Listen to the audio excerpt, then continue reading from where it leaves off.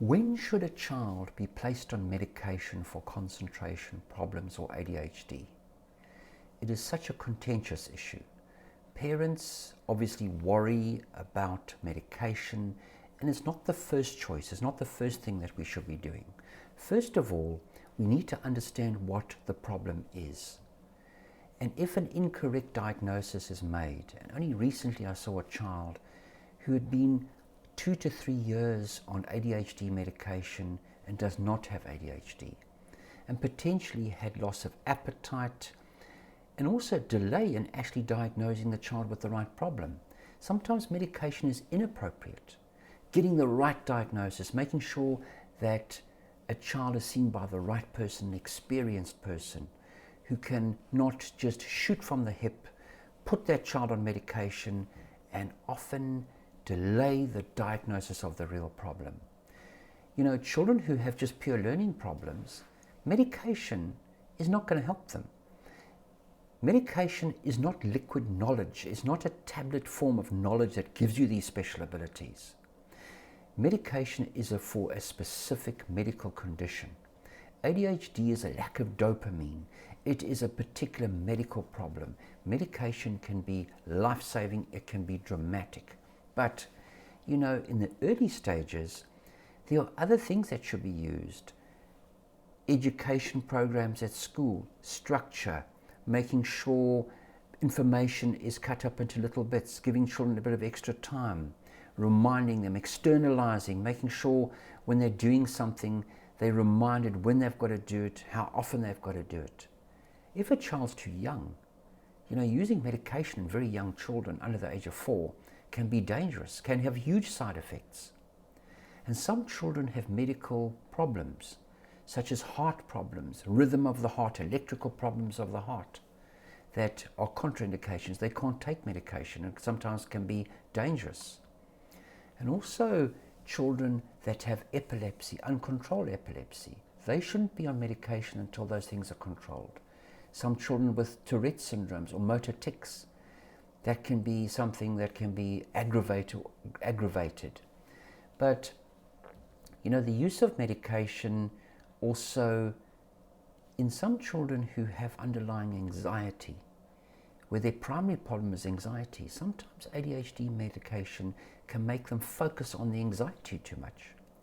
So there are so many factors that need to be taken into account. But when should medication be used? Well, first of all, from a parent's point of view, you need to be confident that your child has a particular problem. If it's ADHD, do they need that medication? You know, mild forms of ADHD do not need medication. It can be dealt with by structure, more organization, starts at home as well as at school. Medication only needs to be used when the child has dysfunction. When your child is not focusing at school, they're losing almost days at school. Their body's at school, but their mind's not. They are there, but not there. They're getting almost bad cell phone reception. What happens if a child does not focus properly? They develop what we call a scholastic gap. Then it's like attending school for 5 days a week in body, but their minds may be there for only 3. They're missing 40% of their education. Medication can make a big difference. Self-control. ADHD is not a school problem. It's a life problem. Medication can be life-saving in children that are impulsive, that are hyperactive, that are actually a danger to themselves. They're constantly visiting emergency rooms, stitches, x-rays, fractures, damaging, hurting themselves, accidental ingestions, near drownings. Medication can be life-saving.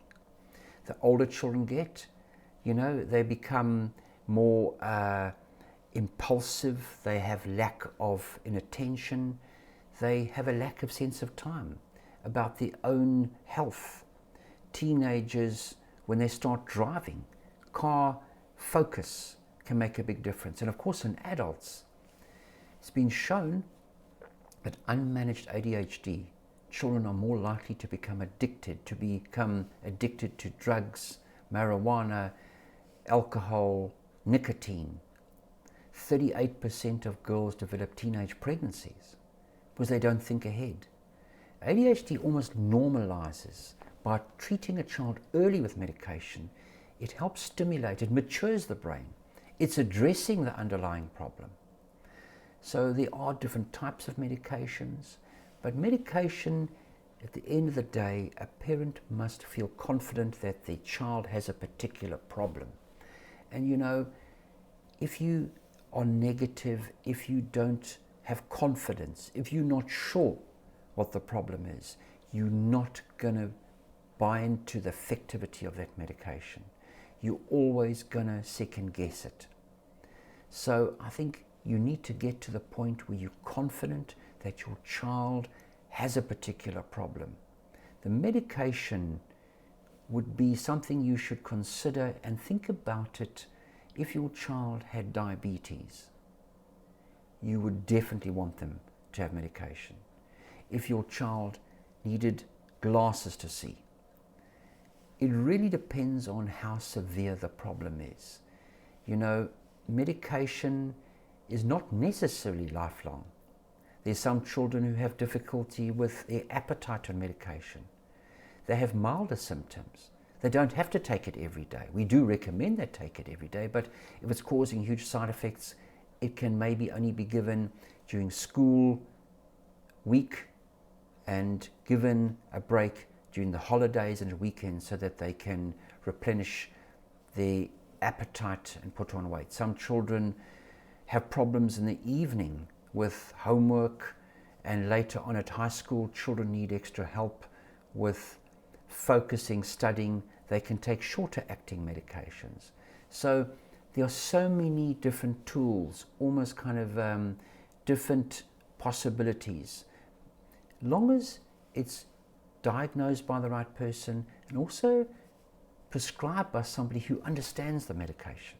And I hope that helps.